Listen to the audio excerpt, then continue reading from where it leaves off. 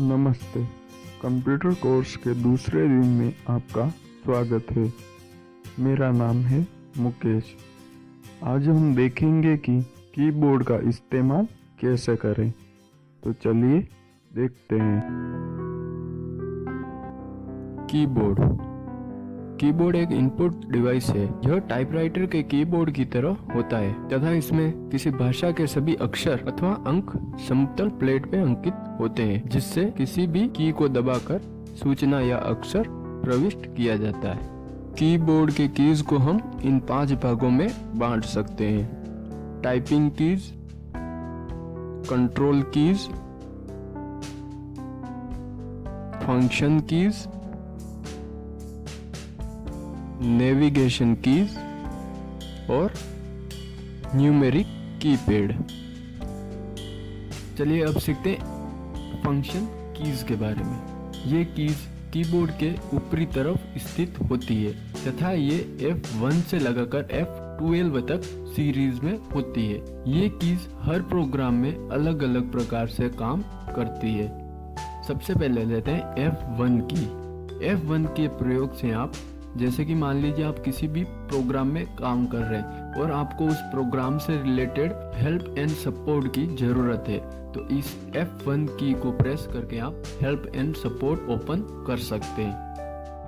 F2 की, इस की मदद से आप किसी भी फोल्डर का नाम बदल सकते हैं। मान लीजिए आप किसी फोल्डर का नाम बदलना चाहते हैं, तो सबसे पहले आपको उस फोल्डर पे क्लिक करना होगा और F2 प्रेस करना होगा।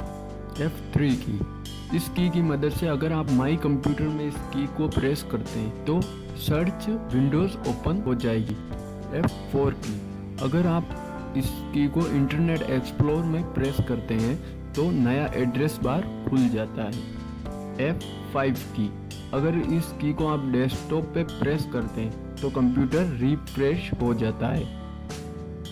F6 की एंड F7 की, इस की का प्रयोग माइक्रोसॉफ्ट वर्ड में किया जाता है। F8 की, इस की का प्रयोग कंप्यूटर में विंडो लोड करते समय किया जाता है। F9 की, इसका भी प्रयोग माइक्रोसॉफ्ट वर्ड में किया जाता है।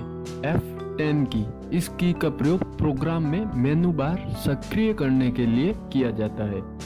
F11 की, इस की को दबाने से इंटरनेट एक्सप्लोर को फुल स्क्रीन देखा जा सकता है। F12 की, इस की का प्रयोग माइक्रोसॉफ्ट वर्ड में किया जाता है। एस्केप की का प्रयोग तुरंत दिए गए आदेशों को समाप्त करने में किया जाता है। जैसे कि मान लीजिए आप किसी प्रोग्राम में काम कर रहे हैं और अचानक कोई पॉपअप विंडो ओपन हो गया और आप उसे हटाना चाहते हैं, तो आप एस्केप की दबाकर उसे हटा सकते हैं। टाइपिंग कीज में ए से लगाकर Z तक अल्फाबेट्स, कुछ सिंबल्स और कुछ विशिष्ट की होती है, जिनकी मदद से ईमेल, मैसेज और टाइपिंग का कार्य किया जाता है। चलिए अब यूज करते हैं टैब की का। टैब की का यूज वहाँ पे किया जाता है जहाँ पे आपको एक साथ 4 से 5 स्पेस एक साथ देने हो। जैसे कि मैं यहाँ पे एक सेंटेंस एग्जाम्पल के लिए टाइप करता हूँ, जैसे लर्न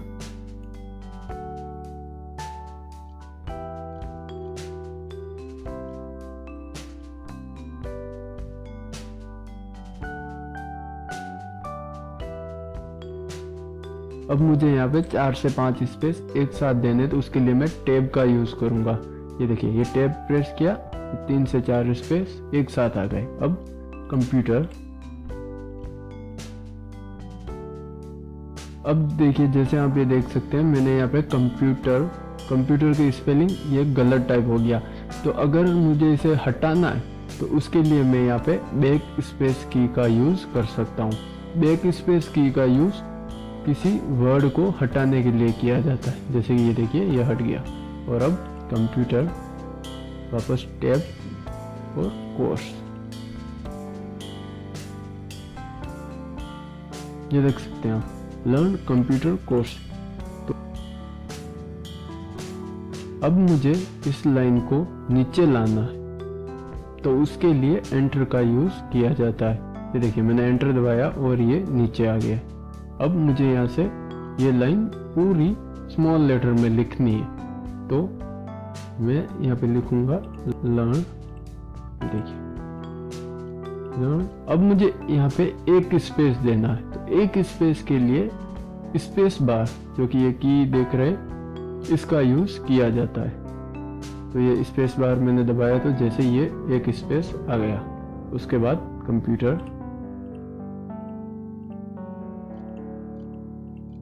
और वापस स्पेस बार और कोर्स। ये देखिए ये स्पेस बार की मदद से ये लर्न कंप्यूटर कोर्स टाइप हो गया। अब मुझे इन कीज का फर्स्ट लेटर कैपिटल करना है, तो मैं वापस नीचे से आरंभ करने के लिए एंटर की का यूज करूंगा और फर्स्ट लेटर यानी कि मुझे एक वर्ड कैपिटल करना है, तो एक वर्ड को कैपिटल करने के लिए शिफ्ट की के साथ आप जो वर्ड कैपिटल करना चाहते हैं उसको दबा दें। जैसे कि मैं यहाँ पे ये शिफ्ट दबाऊंगा और उसके साथ ये एल दबा दिया और छोड़ दिया शिफ्ट को, तो ये आप देख सकते हैं एल कैपिटल आ गया। तो अब लर्न वापस स्पेस देने के लिए स्पेस बार, कंप्यूटर का सी मुझे कैपिटल करना है तो शिफ्ट सी और कंप्यूटर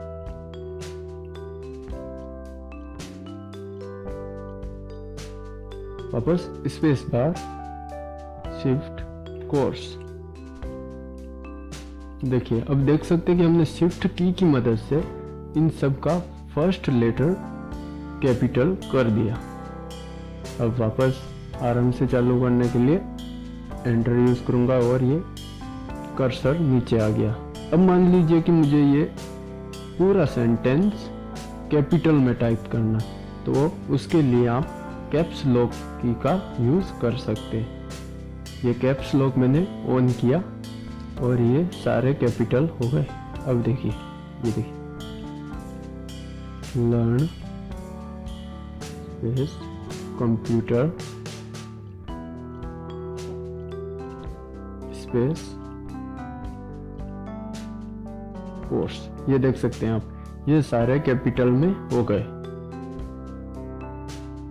अब हमने ये सारे सेंटेंस टाइप करने के लिए टैब, कैप्स, शिफ्ट और अल्फाबेटिक की का यूज किया, जिसमें हमने बैक स्पेस और एंटर का भी यूज किया। चलिए अब मान लीजिए कि इन लाइन में आपको कुछ सिंबल्स भी ऐड करने हैं, तो उनको ऐड करने के लिए आप शिफ्ट बटन दबाएं और जो भी आप सिंबल्स देख रहे हैं, जैसे कि आपको ये दिख रहे हैं यहाँ पे एक की पे दो सिंबल्स है, तो जैसे कि ये देखिए ये कोमा आ रहा है और उसका सेकंड सिंबल अगर आपको लाना है तो उसके लिए शिफ्ट के साथ ये बटन दबाएं और ये सिंबल्स आ गया। जैसे कि मुझे ये आ रहा है और इसका सेकंड सिंबल और लाना, शिफ्ट दबाऊंगा और ये आ जाएगा। अब सीखते हैं कंट्रोल कीज के बारे में। कंट्रोल कीज में मुख्यतः कंट्रोल, अल्टर, विंडोज की शामिल होती है। इनका प्रयोग मुख्यतः अन्य की के कॉम्बिनेशन के साथ किया जाता है एवं शॉर्टकट कीज में भी इसका उपयोग किया जाता है। कंट्रोल कीज का उपयोग करना हम आने वाले वीडियो में सीखेंगे। चलिए अब सीखते हैं नेविगेशन कीज के बारे में, जिसमें सबसे पहले हम सीखेंगे एरो कीज चलाना। जैसे कि आप ये कीबोर्ड पे देख सकते हैं, ये 4 एरो कीज है जो 4 डायरेक्शन दिखा रही है। इनका प्रयोग कर्सर को दाएं, बाएं, ऊपर, नीचे ले जाने में कर सकते हैं। जैसे कि आप ये देखिए ये यहाँ पे कर्सर है और अगर आपको इसे दाईं ओर ले जाना है और आप माउस का यूज नहीं करना चाहते हैं तो आप ये दाईं डायरेक्शन वाली एरो की को दबाएं। जैसे कि ये देखिए दाईं ओर जा रहा। अगर आप इसे बाईं ओर ले जाना चाहते हैं तो बाईं डायरेक्शन वाला ये एरो कीज दबाएं। ऊपर ले जाना चाहते हैं तो ऊपर डायरेक्शन वाला एरो की दबाएं और नीचे लाना चाहते हैं तो नीचे डायरेक्शन वाला एरो की दबाएं। इस प्रकार आप एरो की का यूज कर सकते हैं। अब सीखते हैं होम और एंड की का प्रयोग करना।